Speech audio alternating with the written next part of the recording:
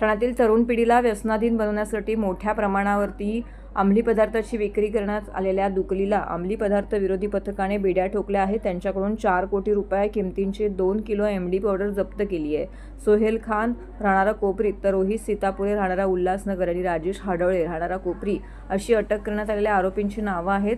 घेण्यात आलेल्या पत्रकार परिषदेमध्ये या गुन्ह्याची माहिती देण्यात आलेली आहे। सरी येथील MTNL येथे काही जण अंमली पदार्थाची विक्री करण्यासाठी येणार असल्याची माहिती अंमली पदार्थ विरोधी पथकाचे पोलीस हवालदार गिरीश पाटील यांना मिळाली होती।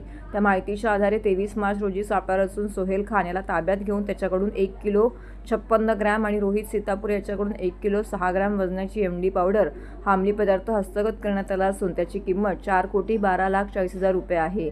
या दोघांच्या मोबाईलच्या आधारे तिसरा आरोपी राजेश हाडोळे याला अटक करण्यात आल्याची माहिती पोलिसांनी दिली आहे। या आरोपींना अंमली पदार्थाचा साठा कुठून आणला याची चौकशी पोलीस सध्या करत आहेत।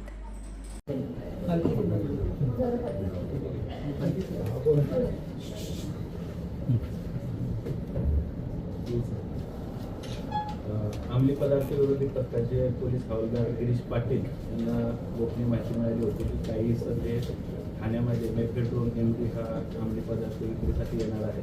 त्या अनुषंगाने अंमली पदार्थ विरोधी पथकाचे पोलीस निरीक्षक जनार्दन सोनवणे आणि त्यांच्या टीमने सापळा कारवाई आयोजित केली, ज्यामध्ये 3 आरोपींना अटक करण्यात आलेली आहे। सोहेल खान, रोहित सीतापुरे आणि राजेश हाडोळे यांच्याकडून 2 किलो 62 ग्रॅम MD मेफेड्रोन हा अंमली पदार्थ जप्त करण्यात आले, ज्याची किंमत 4,12,00,000 इतकी आहे। सदरचे आरोपी सध्या पोलीस कोठडीत असून त्यांचा 28 तारखेपर्यंत पोलीस कोठडीत रिमांड आहे। त्याची फॉरवर्ड आणि बॅकवर्ड लिंक आम्ही आता शोधत आहे की सदर क्रमांक त्यांनी कोणाला विक्रीसाठी आणला होता, तो कुठून आणला होता, कुठं तो बनवला गेला आहे, त्या अनुषंगाने देखील अंमली पदार्थ विरोधी पथकाची पथक तपासत आहे।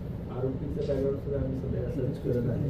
यापूर्वी त्यांच्यावर गुन्हे दाखल सर्व ऑनलाईन आणि बाकीच्या अनुषंगाने यांची माहिती घेत आहे। 28 तारखेला अजून आरोपी आहेत, अजून आरोपी असण्याची शक्यता आहे, त्या अनुषंगाने तपास करतात। हिंदी में सर